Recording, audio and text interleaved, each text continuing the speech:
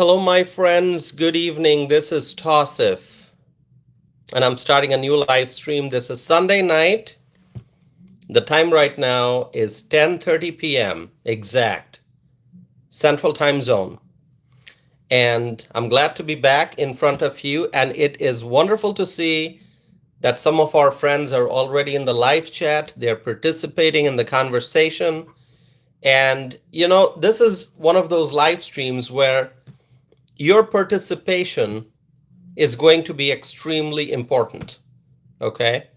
I pretty much every live stream, your participation is important. But this one, I want to hear your thoughts because we're going to be discussing one particular state. And so I would like to hear your thoughts about that state, but I'm going to get to that in a little bit. So stay here. And I see our friends are already here. Richard is here. Frank is here. Kay is here. And also Evelyn is here. Wonderful. My friends, at the very start of the live stream, I would just like to highlight that if you want to support this channel, all you need to do is subscribe. If you have not done that yet, please subscribe to this channel to stay connected. That's the best way you can help this channel by helping this community grow. And also like the video, share the video, okay? So please do that. My friends, it was during a recent live stream on my YouTube channel, on this channel, that I mentioned something about overconfidence. In life, in general, people should not be overconfident, okay? People can be confident, which is great. I think we need to be confident in life, okay? If you have the right knowledge, if you have the education and the training that you need for your field of study, field of work, or just in life in general, in relationships, in your interactions, day-to-day interactions with other people, confidence is essential. You need to be confident. If somebody lacks confidence, that's a problem, right? We want people to be confident about who they are, what they do, and confident about pursuing their dreams in life. So confidence is great, but overconfidence is bad. The right degree of confidence is fine. Overconfidence is bad, and especially in politics, overconfidence can be very, very costly. It can be a problem, overconfidence. And we have seen that in the past, my friends. Candidates in politics, political candidates running for office who are overconfident, you know what happens to them? They end up losing. And I think I may have used this example before. This is probably one of the most prominent examples that I can come up with, that anyone can come up with, and that is Hillary Clinton in 2016. Do you remember what happened to Hillary Clinton in 2016? She was overconfident. She thought she had it. She thought she had already won, even before the election took place, even before the November 2016. Oh my God, what a glorious month that was in the history of the United States, November 2016. Remember, go back. It was years ago, but it feels like it was yesterday, November 2016. We're going back to the Hillary Clinton versus Donald Trump election. She was so overconfident, Hillary Clinton was. Even before the election, she felt like she has won. All right? Overconfidence. And what happened? Did she win, my friends? Bree, good to see you. Our friend Bree just joined from Michigan. Bree, so wonderful to see you during the live stream, Bree. Thank you for being here. So let me Let me ask you that question, and anyone can answer that. Kay, you can answer that. Evelyn, Frank, Richard, Bree, do you want to answer that, or anyone else? Do you want to answer that? Who won that election? Oh, you know what? I don't remember who won 2016. I'm trying to think who won that election. Was it Hillary? Was it Trump? Oh my God, I can't remember. Who was it? Do you remember? Can you tell me? Can you help? My friends, you got to help me out here. Who won that election? Was it Hillary? Was it Donald Trump? Oh, it was Donald Trump who won that election. So what happened? What's the lesson?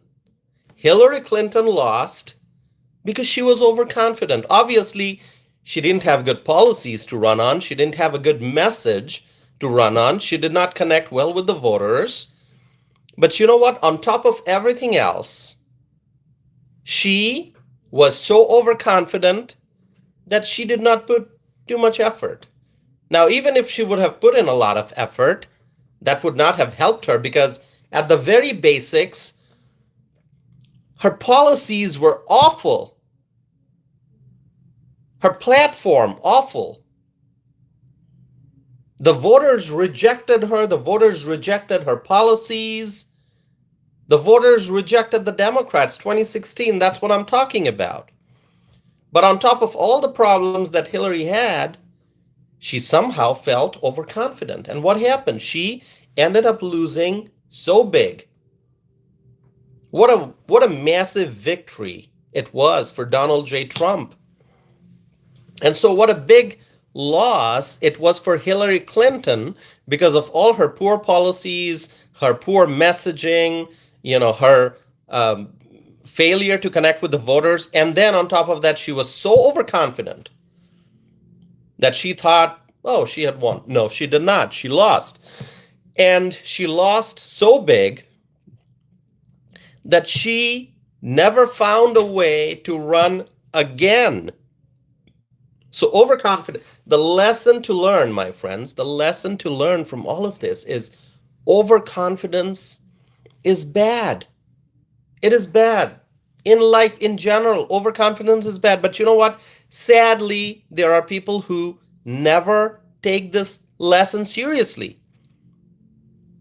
They know overconfidence is bad, but they don't internalize it. They go on being overconfident, and they face the consequences. As a result, they lose. So, my friends, even very, very high-ranking political figures, even today, people who should know that they should not be overconfident, that overconfidence is bad in politics, they are often seen as overconfident. And that's what I'm going to be talking about today. I probably repeated the word overconfidence a million times already because it is important.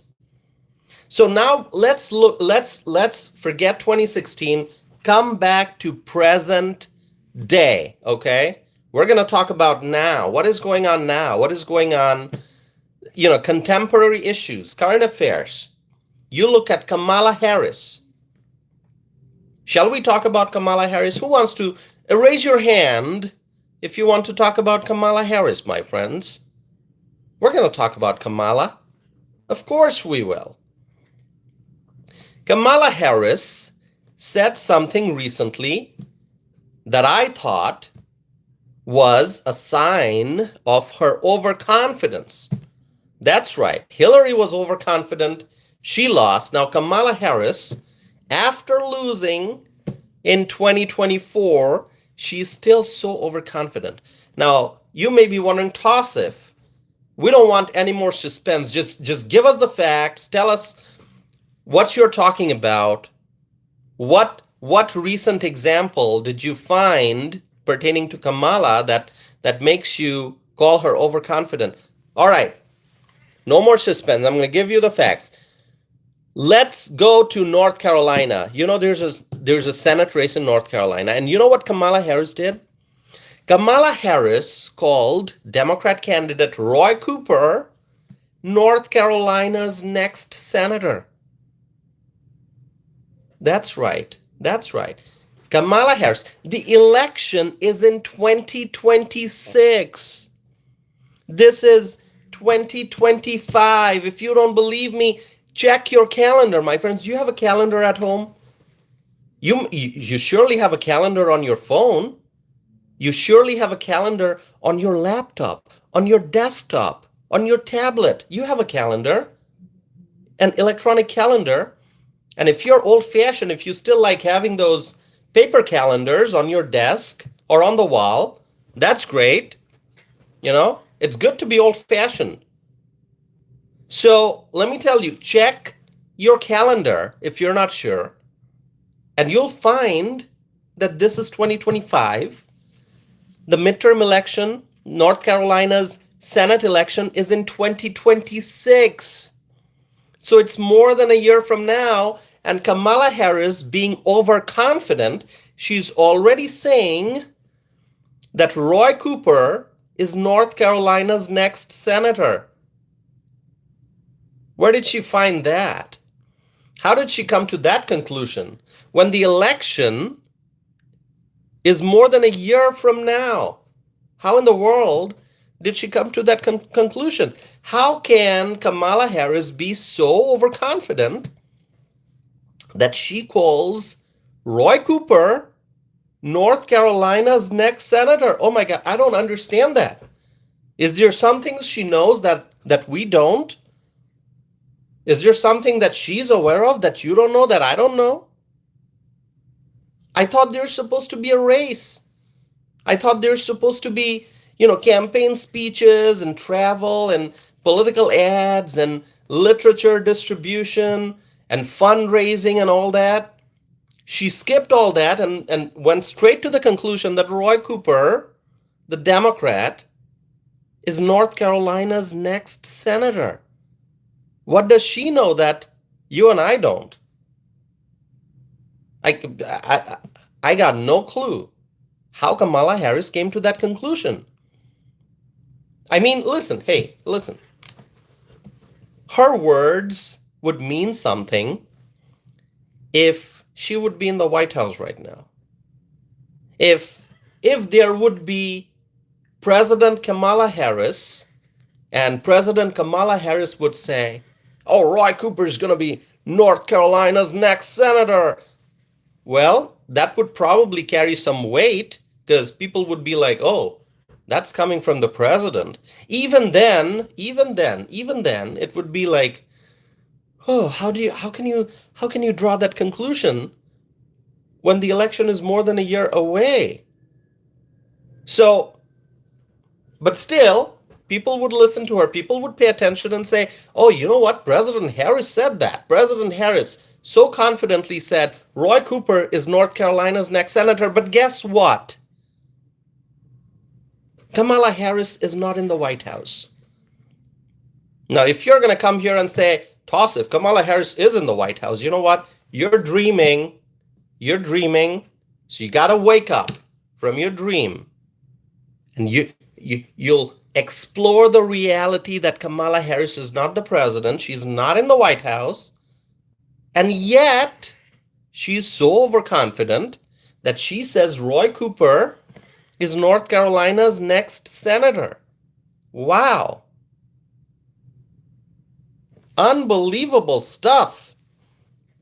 I mean, given the fact that Kamala Harris lost in a landslide in 2024, November, I mean, it wasn't close.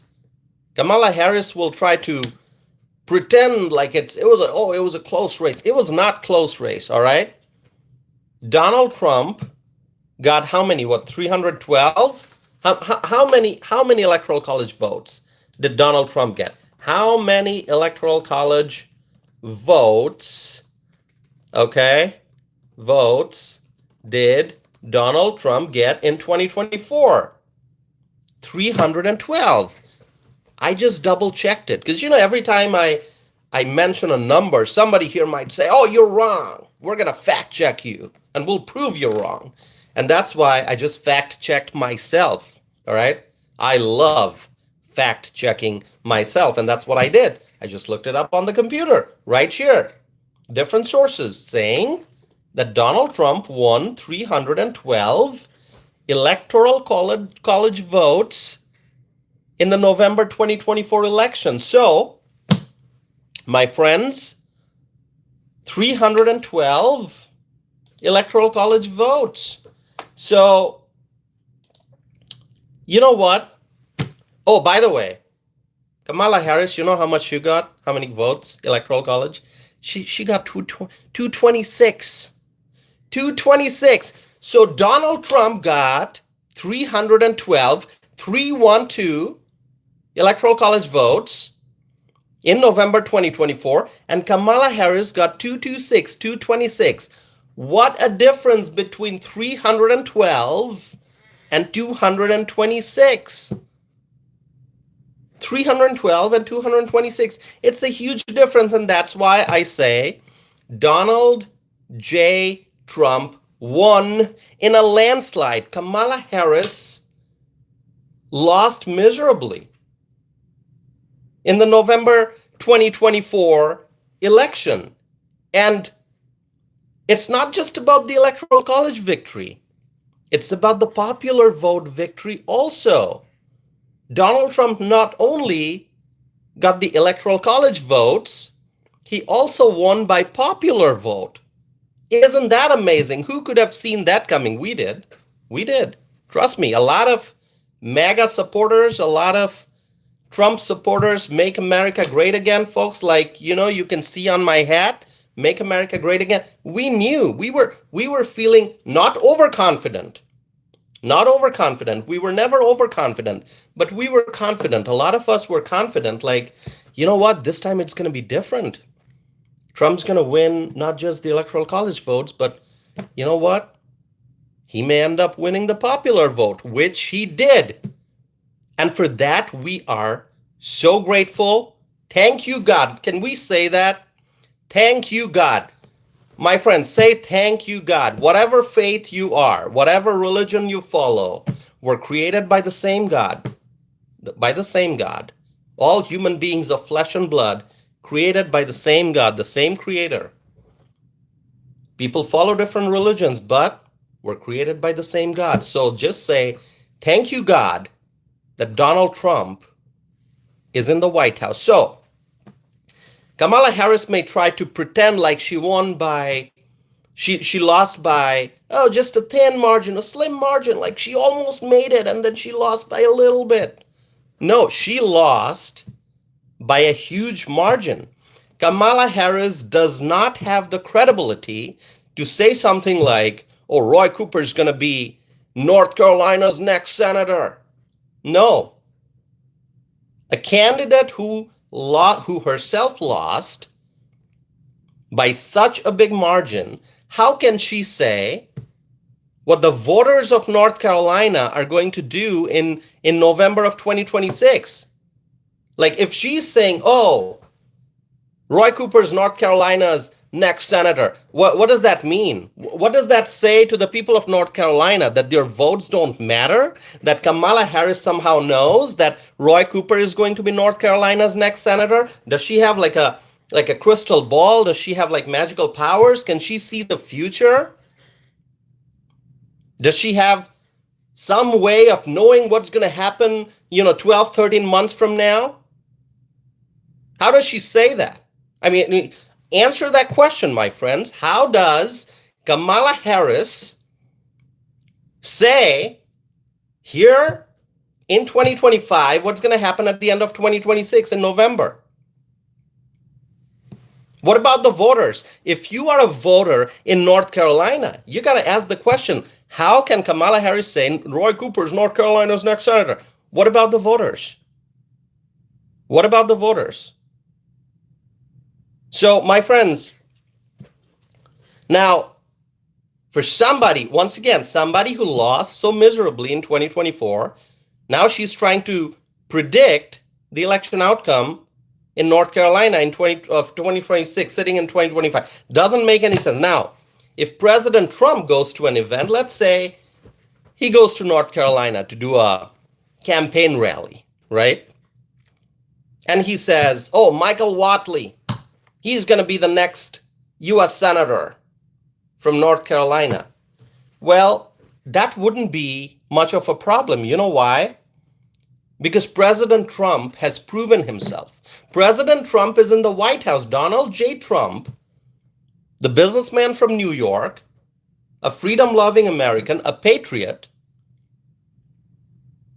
a successful businessman who is now in the White House, if he says, Michael Whatley, the next U.S. Senator from North Carolina, you know what? That would actually carry some meaning. Still, I would say you can't make a prediction, but if you have the credibility, if you have won elections, if you have proven yourself, if you have, in spite of all the challenges and all the problems and all the lawsuits and all the barriers that the Democrats created, if you have been successful in overcoming all those challenges, and if you have fought all the issues to win in a landslide and to be back in the White House, then yes, your words have meaning. Your words carry value.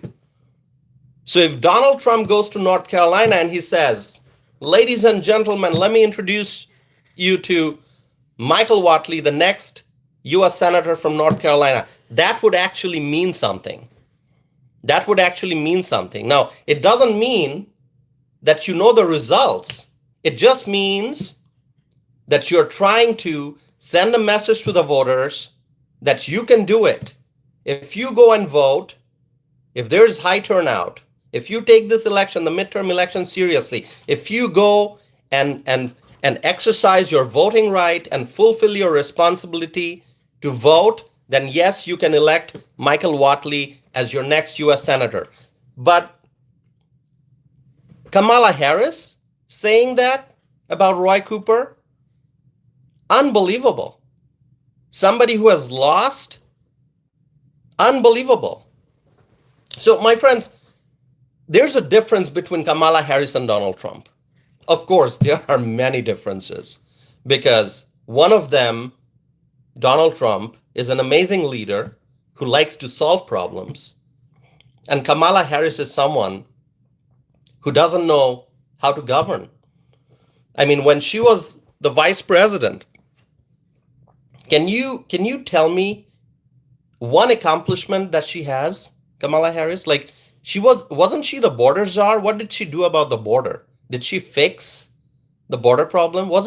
Am I wrong? Wasn't she the border czar? Did she do anything to fix the border issue?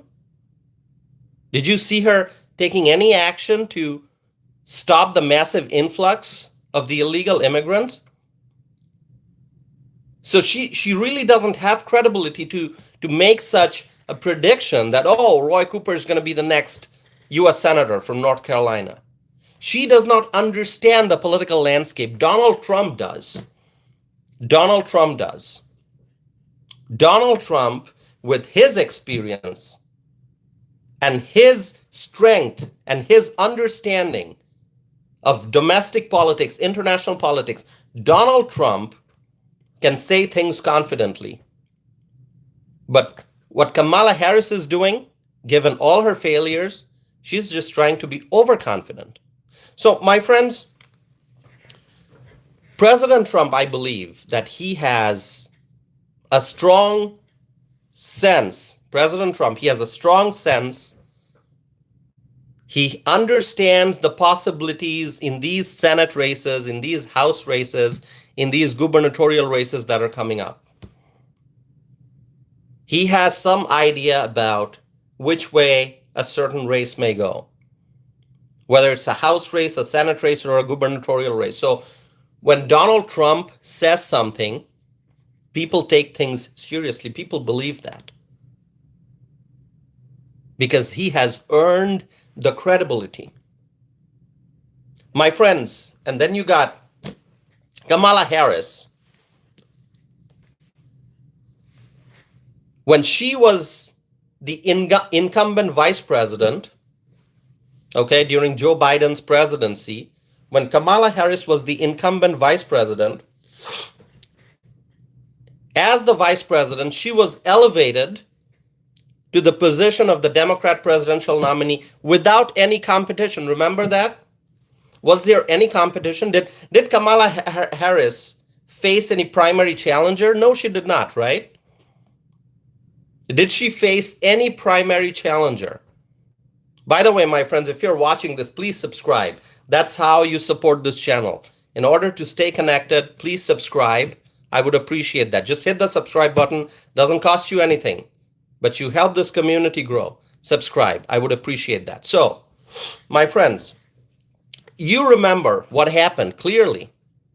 And the Democrat voters should remember that too. When Joe Biden decided that he's not going to be going forward with his re-election campaign. First, he was running for re-election. Remember that one debate, the presidential debate that Joe Biden had with Donald Trump, the Donald Trump versus Joe Biden presidential debate? I mean, at that point, Joe Biden was running, which is why he was up on the stage debating Donald Trump. And my God, that performance, Joe Biden's performance was so poor. Like, Joe Biden was so confused. He probably didn't know what was going on. So Joe Biden participated in a debate against Donald Trump. So he was clearly running. And then after that horrible debate performance, pressure started. Pressure from the Democrat political machine. The Democrat political machine started putting pressure on Joe Biden to drop out. Remember that? I mean, really, it was the machine that the Democrats, what they have is a political machine that decides what's going to happen, what's not going to happen. So they put Joe Biden in a position of power. And then the Democrat political machine, after that miserable debate performance by Joe Biden, they decided, you know what, time to switch. And they applied pressure on Joe Biden to drop out, and Joe Biden did. And you know what? Some of the Democrat voters, maybe a lot of them thought, oh, now we're going to have a say. We're going to pick someone new. You know what? No, the political machine made the decision. The Democrat voters did not have a say in the process. One might have expected that Democrat Party should follow a democratic process, should respect democracy and have a competition, have debates, and Kamala Harris may participate, some of the other Democrat candidates may participate, and let the Democrat voters decide who is going to go forward. But that did not happen. That did not happen. The same party machine, the same Democrat machine that applied pressure on Joe Biden to drop out, the same Democrat Party machine chose Kamala Harris. They handpicked Kamala Harris. The voters did not have any say in the process, no say. And the voters felt betrayed. Because, you know, what the Democrat Party machine did was completely against what their name says. It says Democrat Party. Where was the democracy? Where was the democratic process? Right after Joe Biden dropped out, the Democrat Party should have said, you know what? We're going to have fresh debate. We're going to have the people decide. The voters are going to decide. Because it's democracy. The voters are going to decide who should be the Democrat presidential nominee. But you know what? They said, no. We're not going to have any of that. The party machine will decide. And the party machine has spoken. Kamala, you have been selected to be the presidential nominee. That's how Kamala got elevated from being the VP to the Democrat presidential nominee without any competition. No competition, nothing. No primary challenges, no debates, nothing at all. And you know what happened after that? She still lost. She still lost by such a massive margin. She lost by a huge margin. Kamala Harris did lose. Donald Trump got 312 electoral college votes in addition to the popular vote victory, and Kamala Harris ended up with only 226 electoral college votes. And you know what? Part of this was because the Democrat Party voters really felt betrayed by the party machine.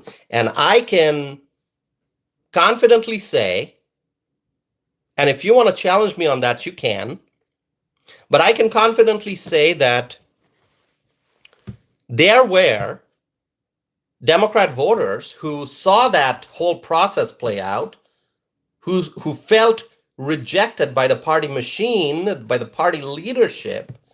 And a lot of Democrat voters, they just said, you know what?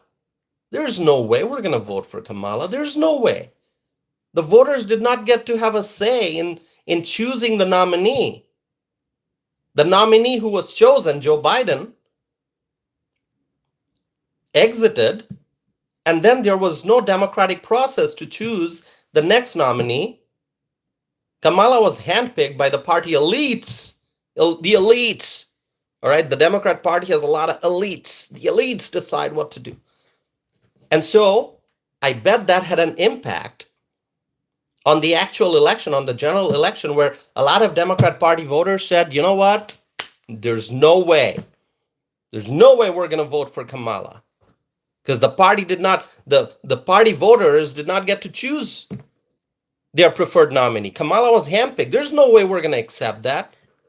And a lot of Democrat voters actually switched and they voted for Donald J. Trump. They voted for Donald J. Trump. I strongly believe that's what happened, which is why Donald Trump ended up with not just the Electoral College vote, but also the popular vote victory, my friends. The popular vote victory. And remember when the Democrats, they wanted to get rid of the Electoral College because they always assumed, the Democrats, that they're going to get the popular votes. They took the popular votes for granted.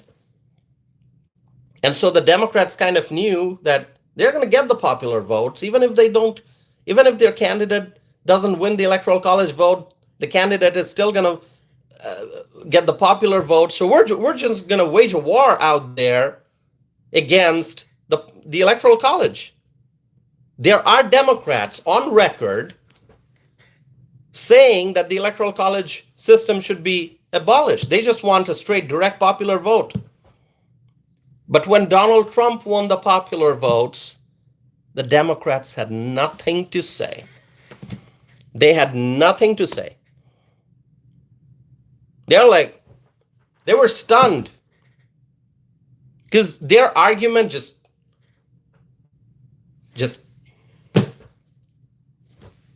their argument was gone. Because Trump had won both Electoral College and popular vote. Now what are they going to say, the Democrats? Well, they're going to say, oh, let's abolish Electoral College. Well, Trump also won by popular vote. So anyway, my friends, Kamala Harris still lost. And so even after that loss, that massive loss, now she's trying to demonstrate her overconfidence by saying, oh, Roy Cooper, North Carolina's next senator. How does she know that? I mean, I'm going to keep coming back to this question, and some of you might say, Toss, if you're just like, why are you repeating the same question? Because the same question needs to be repeated. How does Kamala Harris know that Roy Cooper is going to be North Carolina's next senator? Well, Kamala Harris thought that she would be the next president, and guess what? That did not happen. She did not win the presidency. Harris thought she would win the presidency. She did not. And now she's out there saying, and she posted this. This was on social media. Roy Cooper, North Carolina's next senator. Does Kamala Harris feel that she can just carelessly claim that Roy Cooper is North Carolina's next senator? I mean, the election, once again, the election has not taken place yet, my friends. The election is next year.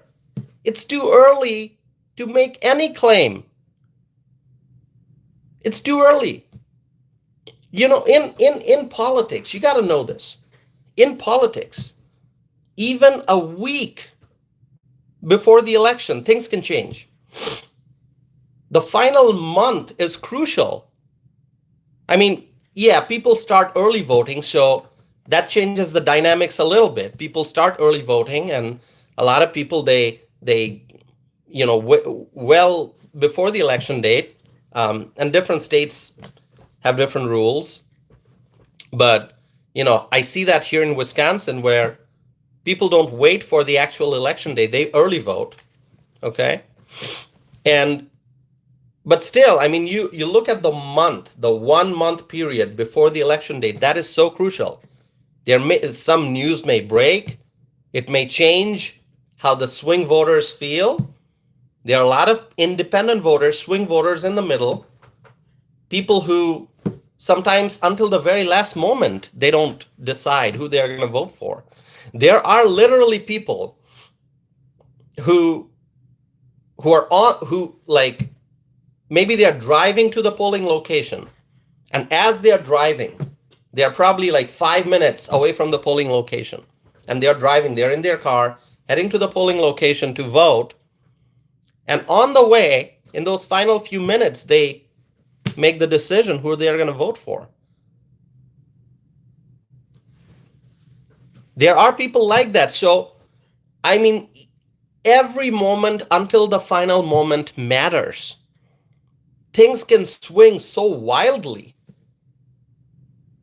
There may be some revelation, some breaking news, some massive news that changes how people feel about the candidates. And so, you know what?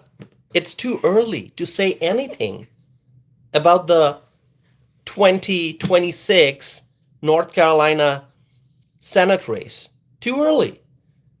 A lot of my friends here, they have been asking me, like, Tausif, when are you going to do the electoral college, not electoral college, like the electoral map analysis? Because this is something I did before the November 2024 election. I spent hours, actually, not just one live stream, multiple live streams.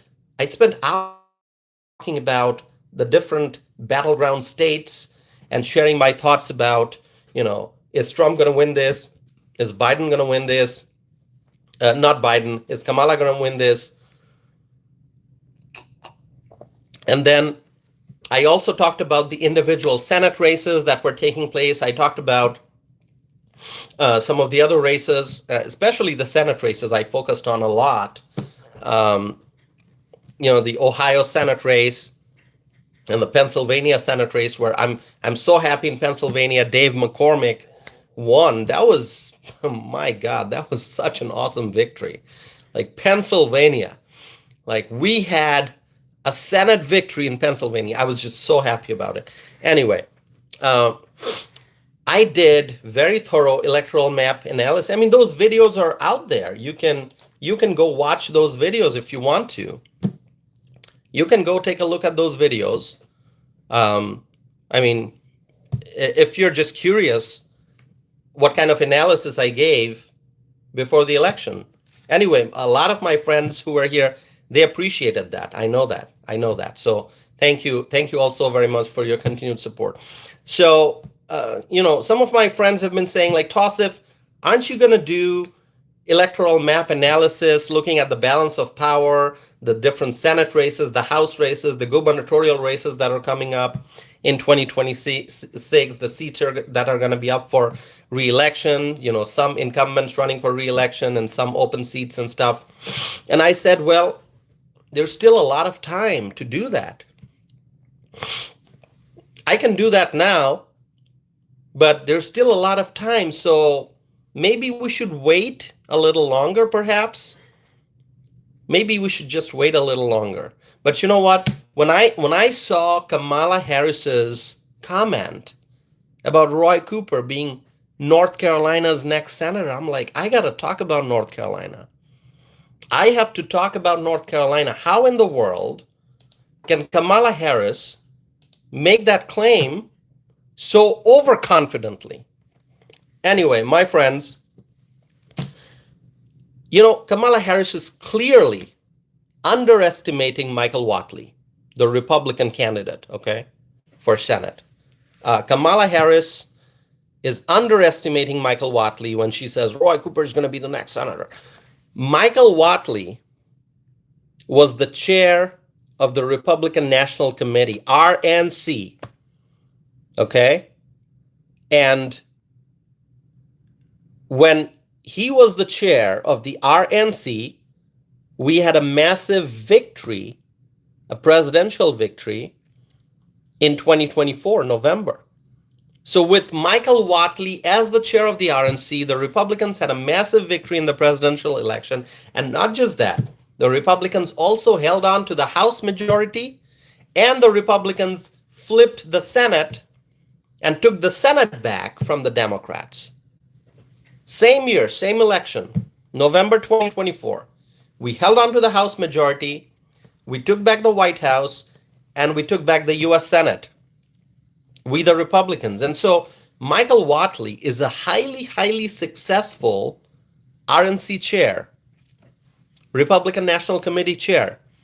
And so it would be, I don't know what the right word is. I mean, it's not wise for the Democrats to underestimate Michael Whatley, who I'm very happy that he's running for US Senate in North Carolina, okay?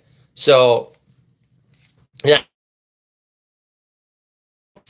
slightly different analysis here, okay? I'm going to give you slightly different analysis. Hold on a second here, my friends. By the way, please subscribe if you have not done so already, all right? Please subscribe. I would appreciate that. A lot of people watching this live stream today, and I would really appreciate if you subscribe, because that's how you show your support. You got to subscribe and stay connected. Okay. Now, I understand why Kamala Harris sounds so overconfident, okay? She's probably looking at Roy Cooper's biography and the offices that Roy Cooper held and how long he held statewide offices and so on and so forth. All right. Roy Cooper, the Democrat candidate for U.S. Senate from North Carolina, he has held statewide office. He held statewide office as the governor of North Carolina. So he was the governor. Okay, great. So clearly, and my goal is to share the facts, so that's what I'm doing. I'm going to talk about the Democrat candidate, Roy Cooper. Roy Cooper, because he served as the governor of North Carolina, he understands the political landscape of North Carolina. Okay, I get it. He understands the political infrastructure. He understands the political game. Roy Cooper has raised funds before. Fundraising is tough. It's not easy. A lot of good candidates, they may have great ideas, they may be great speakers and so on, but maybe they are not good at raising money. So that can be a challenge. So Roy Cooper, because he has been in politics for such a long time, he has raised funds before and he has won elections before. And Roy Cooper also served as North Carolina's Attorney General in the past. And then he also served as the governor. So this is not the first time that Democrat Roy Cooper is running for a statewide office.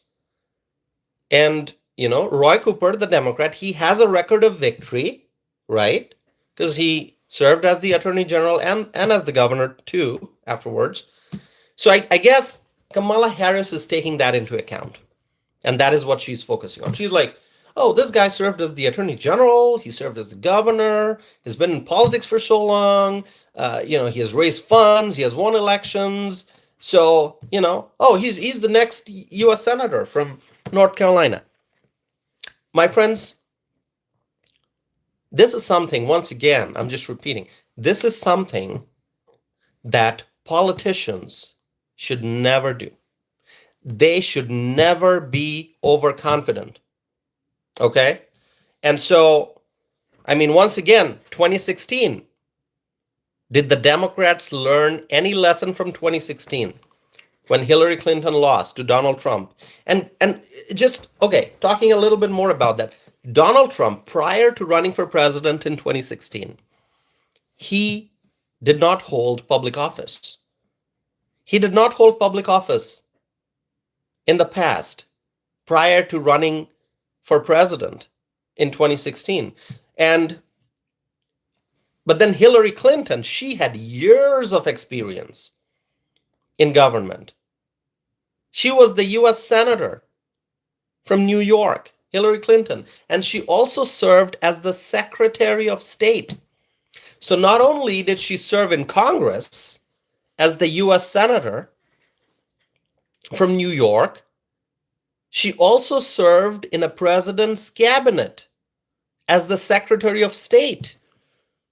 And all of that in addition to the fact that Hillary Clinton served as the First Lady of the United States when her husband Bill Clinton was the President of the United States.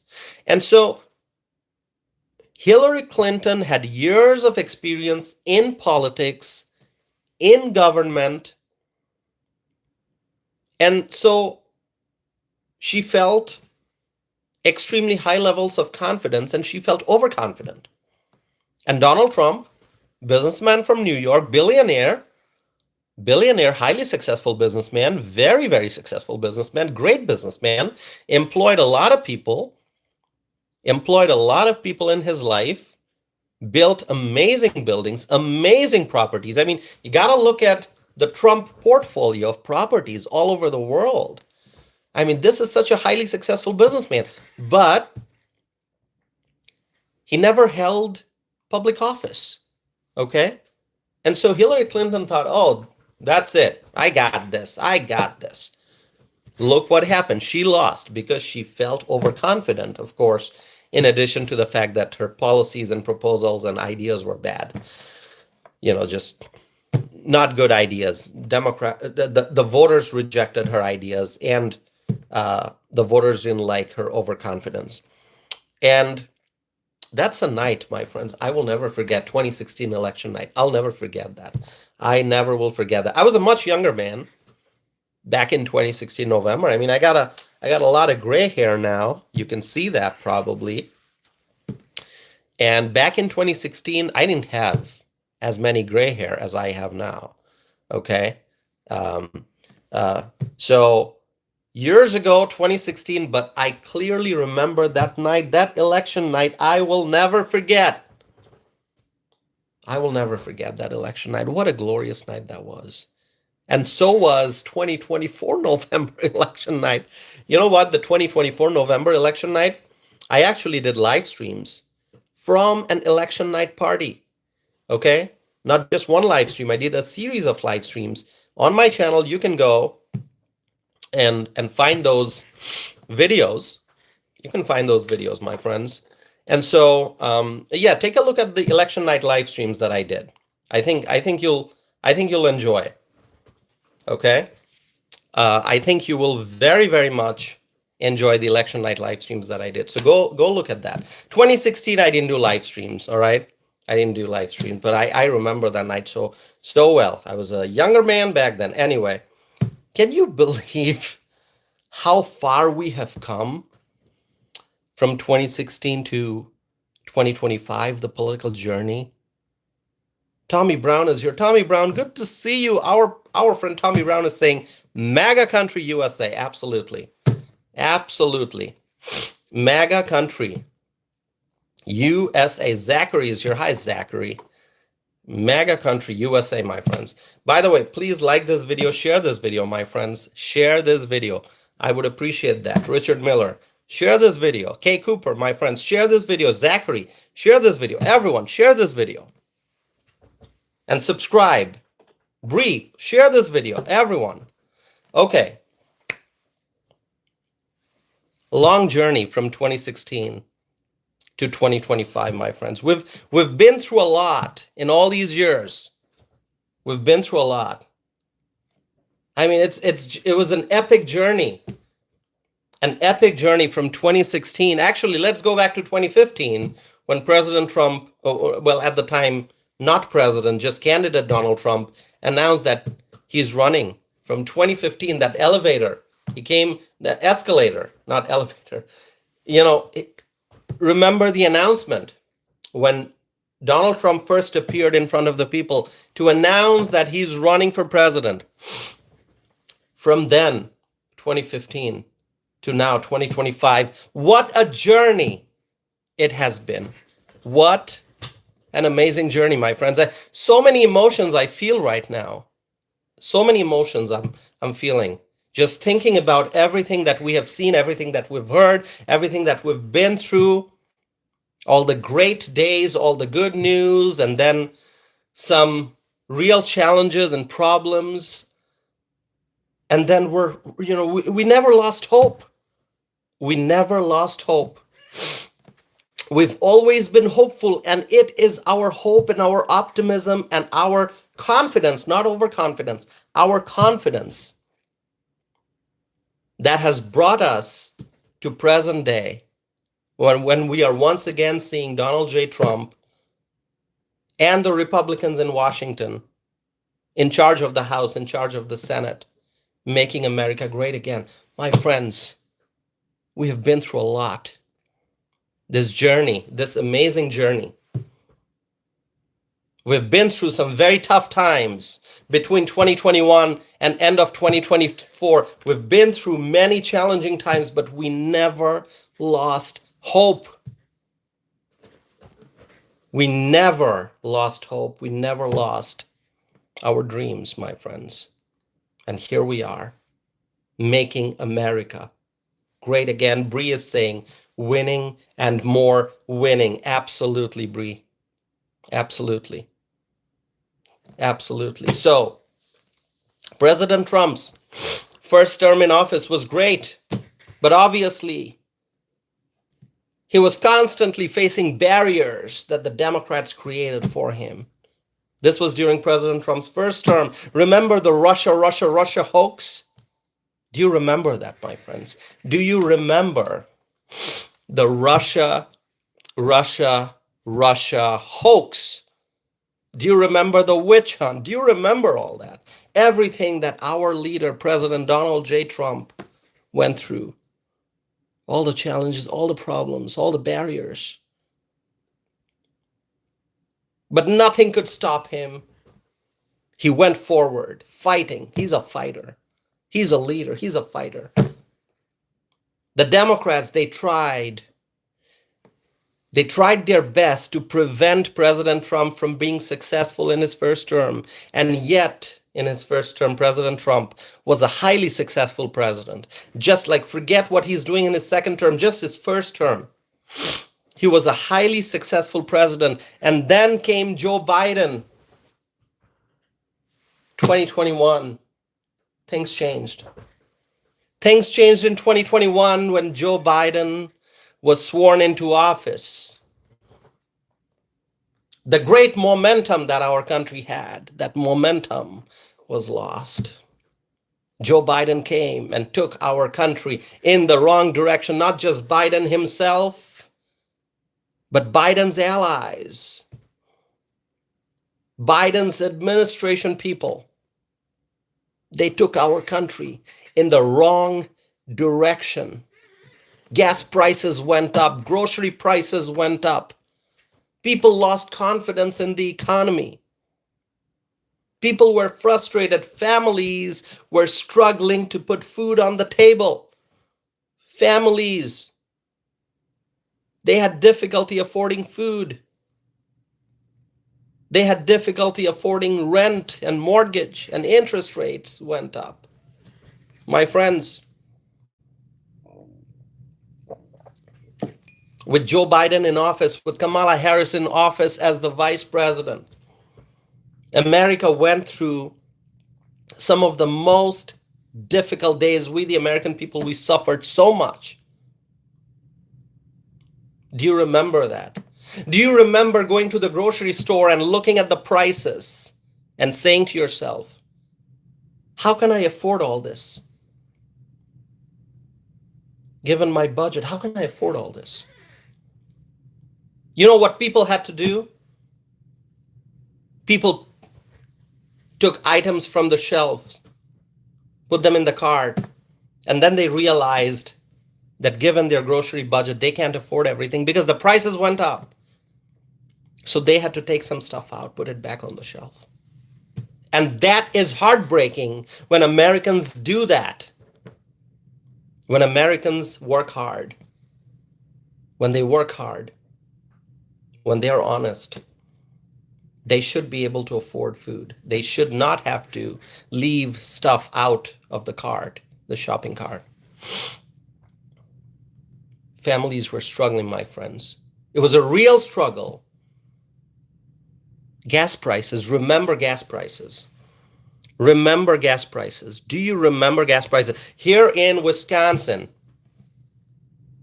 gas prices crossed $5 a gallon here in Wisconsin. If you are from Wisconsin, you know what happened when Biden was in office.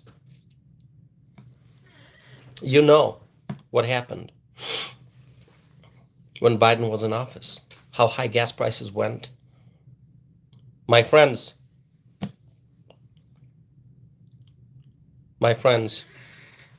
I still have many questions about the 2020 election. I do. Do you? Do you have questions about the 2020 election like I do? Do you ask yourself what happened exactly in the 2020 election? Do you ever ask yourself that question? Tell me.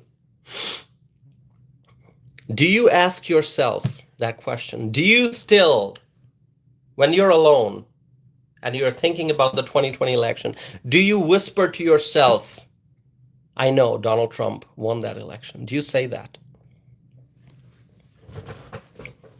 Because I know that Trump won. That is my strong belief. And that's how I feel. And I just expressed it to you. You may agree with me, you may disagree. It's your decision. Trump won. Whenever you say 2020, I say Trump won. All right? My friends, thankfully, we have President Trump again. Will you just say, thank you, President Trump, in the live chat?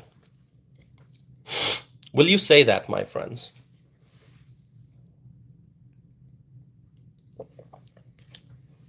Will you write that? Write a message in support of President Trump. Write a message in support of our Republican leaders in Washington. They are fighting for us, our Republican leaders in the House, in the Senate. The Republicans we elected, we the Americans, they are fighting for us in the House, in the Senate.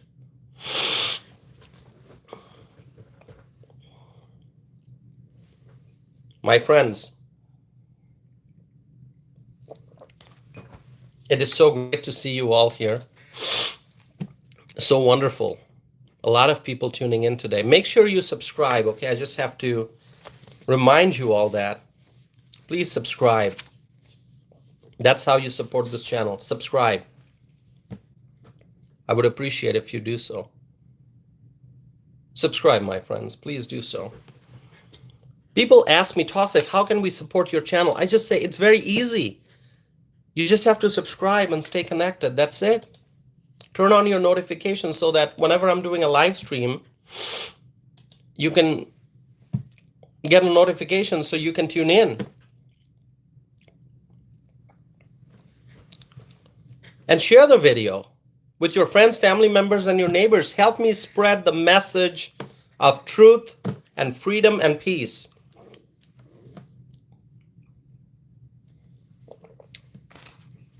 My friends, thankfully we have President Trump back in the White House again. Thankfully we have the Republicans in charge in the US Senate. Thankfully, we have the Republicans in charge in the House.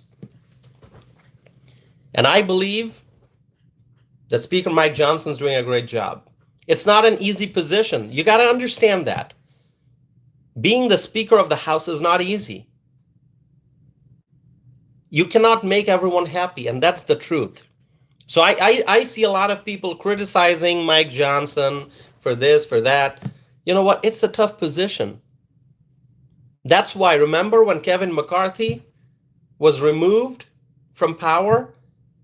It took a while for the House to select a new speaker. Remember all the names that popped up, but eventually none of that worked, and then it was Mike Johnson.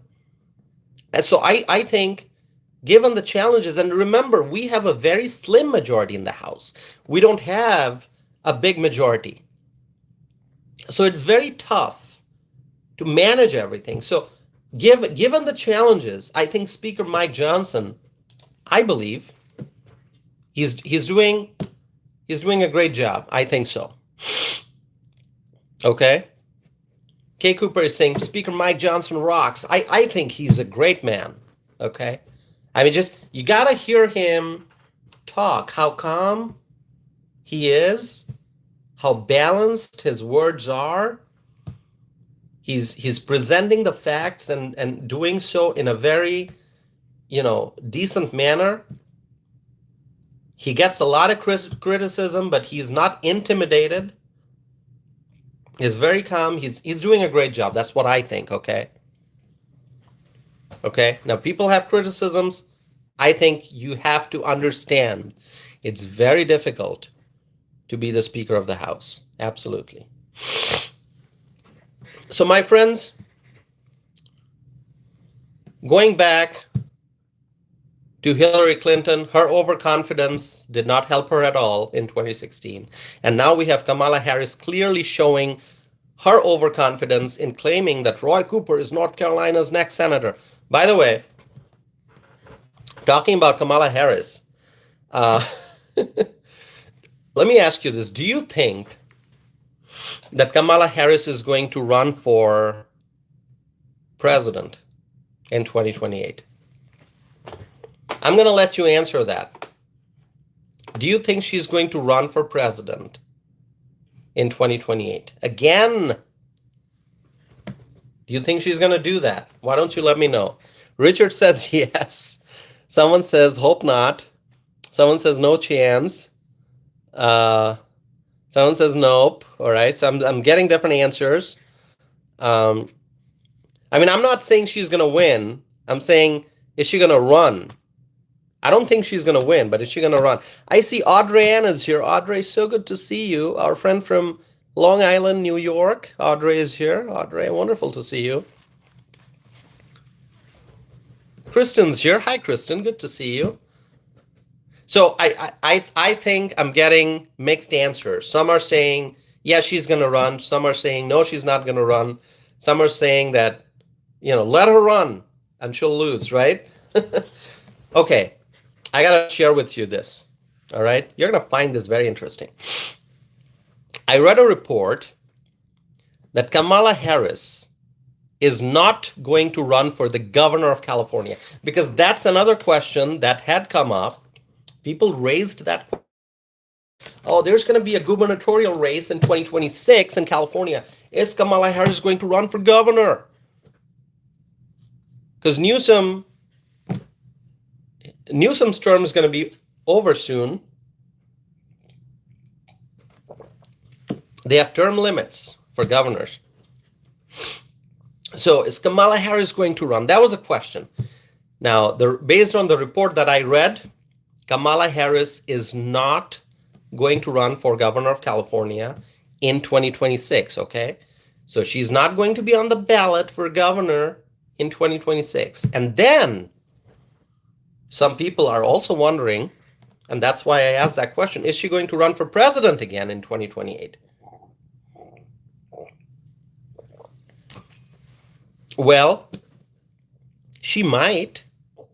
She might. In fact, recently she was asked whether she would run for president in 2028. And you know what she said? You're going to laugh at this answer. Are you ready for this? Just say, I'm ready. Are you ready for this answer? I'm going to tell you what she said. Are you ready? Just say ready. And then I'm going to give you the answer. Audrey says ready. So our friend Audrey from Long Island, New York is ready. Richard Miller's ready. Who else is ready? Who else is ready to hear the answer that Kamala gave? Zachary is ready. Bree is ready. All right, Eli is ready. Okay. Kamala said, and I quote, maybe, maybe not, end quote. That's her answer. Maybe, maybe not. What does that tell you? Is she going to run? Maybe. Maybe not. Maybe, maybe not. All right. I mean, this is how precise she is. Like, come on. Somebody asks her if she's going to run for president in 2028, and she says, maybe, maybe not. I mean, what conclusion are you supposed to draw from that, my friends? I'll let you share with me. By the way, please subscribe. If you have not done so already, please subscribe and support this channel, my friends. What does that tell you? Maybe, maybe not. Okay.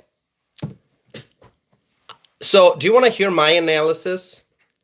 I think that's the Democrat way of saying that she will likely run. She will likely run in 2028 for president again. When she says maybe, maybe not, it's the Democrat way of saying she's going to run. And here's what's going to happen. I'm going to make some predictions. I may be wrong. I may be right.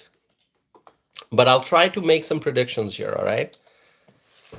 I think Kamala Harris, for 2028, she's going to come up with a list of reasons why she did not win in 2024. Okay? I mean, there has to be a little bit of a blame game. Understand that. Understand that. Because she's not going to own, she's going to try to not own this loss in 2024. So she's going to, very likely, she's going to try to come up with a list of reasons why she did not win in 2024. And I think one of the biggest complaints that she will likely have is Joe Biden exited the race too late. I think that's the excuse that she's going to come up with. She's going to say, Joe, and I don't know what her exact words would be, but I think she's going to basically try to explain to the people that, if Joe Biden would have left a little early, I would have a better chance of winning. Okay? And that's how she's going to try to present the case that because Joe Biden left the presidential race late, so Kamala did not have enough time to build up the momentum. And in the process, Kamala is going to blame others and try to justify a 2028 run. Because, there will be folks among the Democrats, there will be people who are going to say, Kamala, you had your chance, you lost, so we're not going to support you anymore. Okay? There will be Democrats who are going to come up with that argument. Like, Kamala, you had your chance. Now it's time for someone else. And she's going to say, she's going to try to make the case that no, she did not have her chance 100% because she did not get a full campaign season because Joe Biden was running for re-election. And so she didn't have enough time to build the momentum. So, I think that's what's going to happen. I think she will run, and that's the case she will make. By the way, do you agree with the analysis I gave, or are you saying, Tassif, you know what? You're wrong. You're wrong. Let me know, my friends in the live chat. I've spoken for like 1 hour, 10 minutes, and I still have a lot to say. So I'm not going anywhere.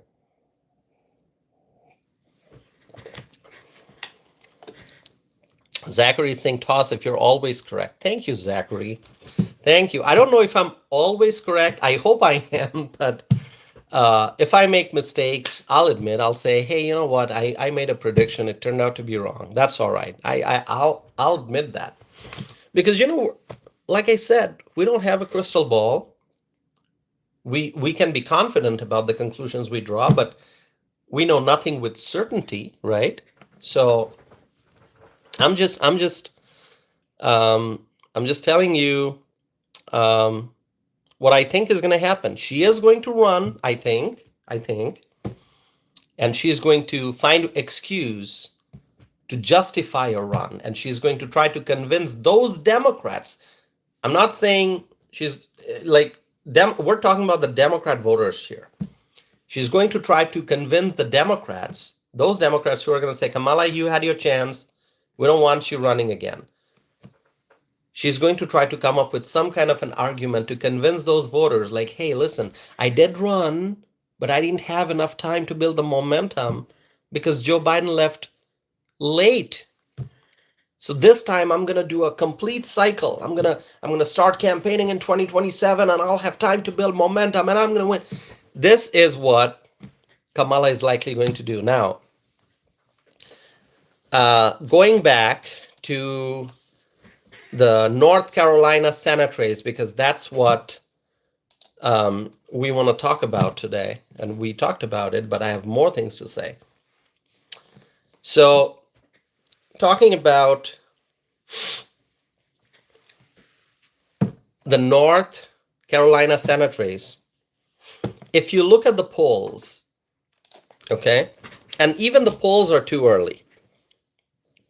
Even the polls are too early.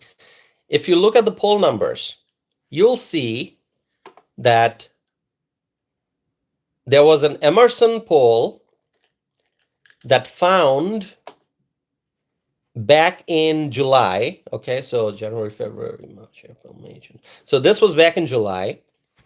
An Emerson poll found that Roy Cooper, the Democrat, for the Senate race, was at 47%, and Michael Whatley, the Republican, was at 41%. So Cooper had the 6-point lead. The Democrat had a 6-point lead. July. This is from July, Emerson College poll. And then there was a Carolina Journal / Harper poll in August that showed that Democrat Cooper was at 47% and Whatley was at 39%. So this poll showed that Cooper had an 8-point lead. Significant lead, 8-point. But then the next Carolina Journal / Harper poll from September showed that Cooper went from 47% to 46%, and Michael Whatley, the Republican, went from 39% to 42%. So it went from an 8-point lead for the Democrat to a 4-point lead for the Democrat. Now, the Democrat, according to this poll, is still leading. Cooper is still leading, but the lead has shrunk, and we are still more than a year away from the election. And so the real clear polling average puts Roy Cooper, the Democrat, at 45.7%. My friends, pay attention. The numbers are important. 45.7%. That's Democrat Senate candidate Roy Cooper. According to Real Clear polling average, he is at 45.7%, and Michael Whatley, the Republican, is at 42.3%. So what does that tell you? Now, if you are jumping into the conclusion and saying, oh, The Democrats leading, so the Democrats are doing great. No, the Democrats are not doing great. Here's why. Michael Whatley was the RNC co-chair. He decided to run, RNC chair, he decided to run for Senate. But Roy Cooper in North Carolina, Roy Cooper held statewide elected offices before. Roy Cooper was the Attorney General. Roy Cooper was the governor. So he has a long history of serving in statewide office.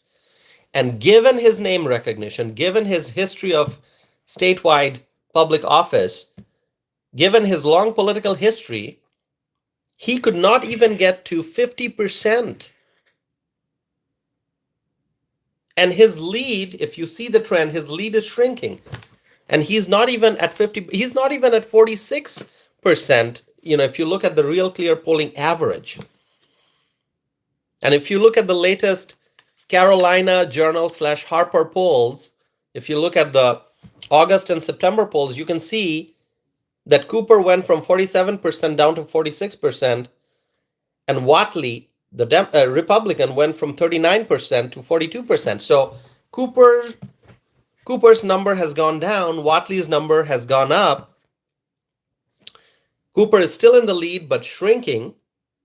But given Cooper's long history in politics, one would expect that Cooper would be at 50% or more by now, but he is not. He is not. And Michael Whatley is catching up. And we are still a year away from the election, more than a year away from the election. So the Democrats are not in a good shape. You can't just look at the numbers. You have to look at the context. You have to look at the trends and the trajectory and the background and the history to make sense of the numbers. Okay? I mean, one would think that Democrat Roy Cooper would be at 51%, 52%. No, he's not. His name recognition, his long history in politics, not helping. Michael Whatley is catching up, and Michael Whatley knows what he is doing. He was leading the RNC when the Republicans won big in November 2024. So Michael Whatley has experience. He knows what he is doing. And by the way, North Carolina, who won North Carolina in 2024? Donald J. Trump.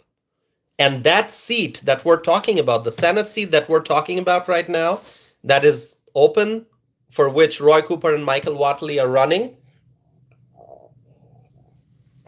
that seat is a Republican seat. A Republican is in that seat right now, Tom Tillis. Now, Tom Tillis, being a Republican, he is not exactly a Trump ally. Okay, I understand he's a Republican, but in spite of being a Republican, he's not a Trump ally. So Tom Tillis, Senator Tillis, and President Trump, they have their differences. And, I think maybe that's one of the reasons why Senator Tillis decided not to seek re-election. I'm guessing, okay, I don't know. I'm guessing that's one of the reasons, that he has differences with President Trump. So maybe there are other reasons. I don't know. I'm not going to try to, figure out what was his calculation before he decided that he's not going to seek re-election. But anyway, he's not seeking re-election. So it's an open seat, but it's a Republican seat as of now. And I feel confident that it is going to stay in Republican hands. Okay, it's very, very important. Now, North Carolina, obviously, because North Carolina, as I said, Roy Cooper being a Democrat, he has held public offices in North Carolina. So obviously, North Carolina has elected Democrats for statewide offices. But, it is still, if you look at the overall picture, it's a strong Republican state. And I think this Senate race, the Senate election in 2026, is going to prove to everyone that North Carolina is a very, very strong Republican state. I strongly believe that. Okay, I strongly believe that. I think that's what's going to happen. People are going to know that it is definitely a strong Republican state. And I hope that we hold on to this Senate seat because, my friends, the other thing, the Republicans right now, they have 53 seats in the Senate, right? 53 seats in the Senate. That's what we, the Republicans, have. And I hope that we win a few seats. I hope that we go up to 55 seats. So after all is said and done, November 2026, election night results are out. I hope that at the end of the day, the Republicans go from having 53 seats to 55 seats, okay, at a minimum. That is my hope. So what that would mean is the seats that are up for re-election. Now, keep in mind, every 2 years, all the House seats are up for re-election, right? But in the Senate, it's no, because each Senate term is 6 years. So not all the Senate seats are up for re-election at any given time, okay? So the seats that are up for re-election, that are, where elections will be held, what we have to ensure is all our incumbents who are running for re-election get re-elected. And if there's an open seat, a seat where we have a Republican right now, like North Carolina, but it's an open seat because our Republican incumbent is not running for re-election, we have to make sure that our Republican candidate, whoever is running, wins that seat, in this case Michael Whatley, so that it stays in Republican control. And the Democrat incumbents who are up for re-election, okay, we have to capture a few seats from the Democrats. So we hold on to what we have and then we gain some more. That's how we can go from 53 to 54, 55, 55 at least, I hope, and hopefully more. So it is essential that we hold on to this North Carolina Senate seat, that we win re-election in this, not re-election, election, because Tom Tillis is not running for re-election. We win election in the Senate seat just to make sure that we're not losing a seat. So let's say we have 53 now. We capture 2 seats from in some other states. So we go up to 55. But then if we lose North Carolina, if Roy Cooper wins, then we're at 54 at the end of the day. So we win 2 seats elsewhere, we lose 1 we have. That's not going to be good. At the end of the day, it's a net gain. But why would we lose a seat where we have a Republican now? So anyway, long story short, I hope that we win in North Carolina. I hope we the Republicans, we win the Senate race in North Carolina. Okay, I have a lot of confidence that Michael Whatley is going to do a great job in the campaign. He knows the recipe for victory. After serving as the chair of RNC, I'm confident he knows what he has to do, and I'm hoping he's going to put in 100% efforts and more to get the job done, to win. Okay, that's my expectation. That's my hope, my friends. So balance of power, very important. 2026, we gotta make sure that we remain in the House majority. We win some more seats in the Senate and have a bigger Senate majority. And we have to win some gubernatorial races also, okay? Something that I'm going to talk about in the future. I'm not addressing that today. So anyway, I've spoken for, 1 hour, 24 minutes now.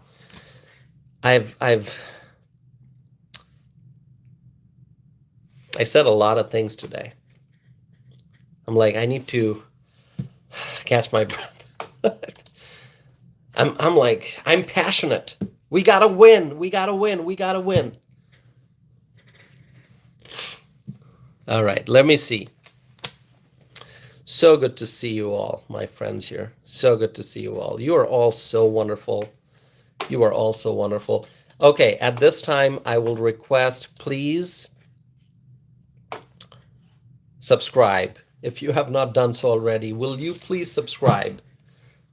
Please subscribe. That's how you can stay in touch with me, by subscribing. Please subscribe. Okay? I appreciate that.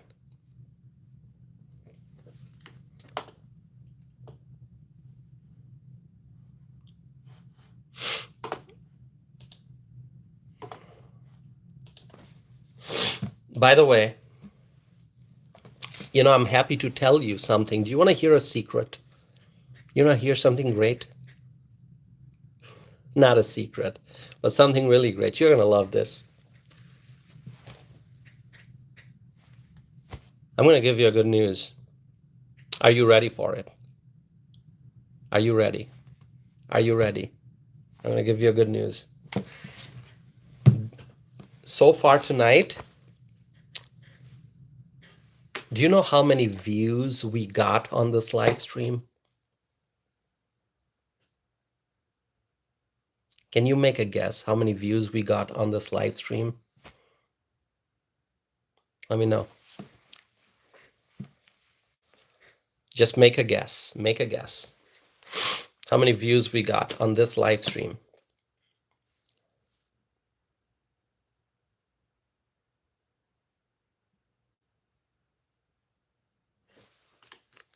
Guess a number.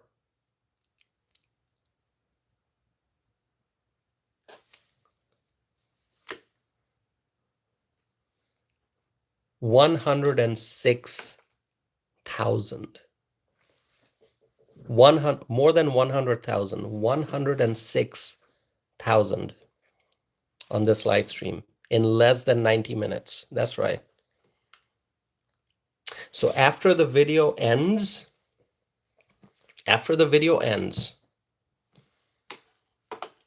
it takes a while for the numbers to be updated. So if you look right away, you're not going to see that.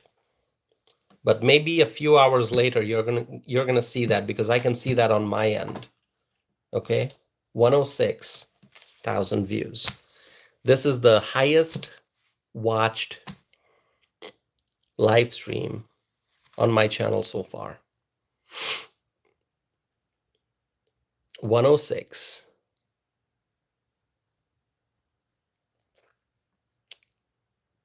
That's right.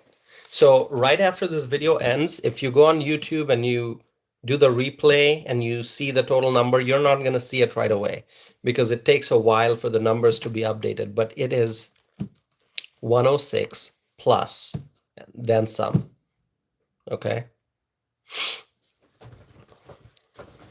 So clearly this was a popular one. All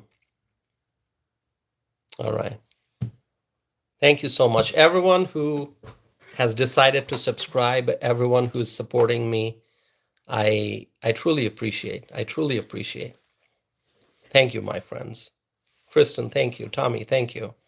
Everyone, thank you so much. I'm really grateful. It's because of your support that I'm able to do these live streams, that I get the energy to do these live streams, really. Somebody says, take off your hat. You want to see my hair? I got a lot of hair. Okay. So anyway, it's time for a haircut. I have to go get my hair trimmed a little bit. I'll do that soon. Okay. All right, my friends.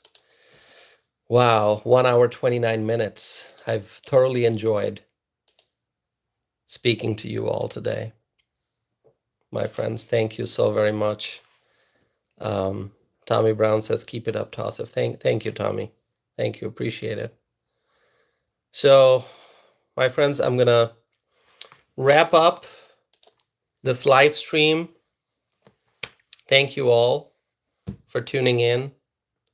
I really appreciate you all. We discussed a lot of different things today. I hope you liked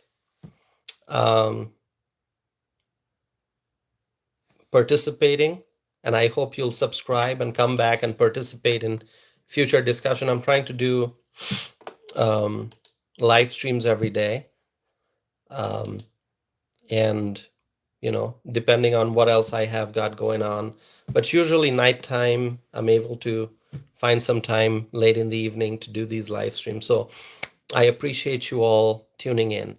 Thank you so very much, my friends. Thank you.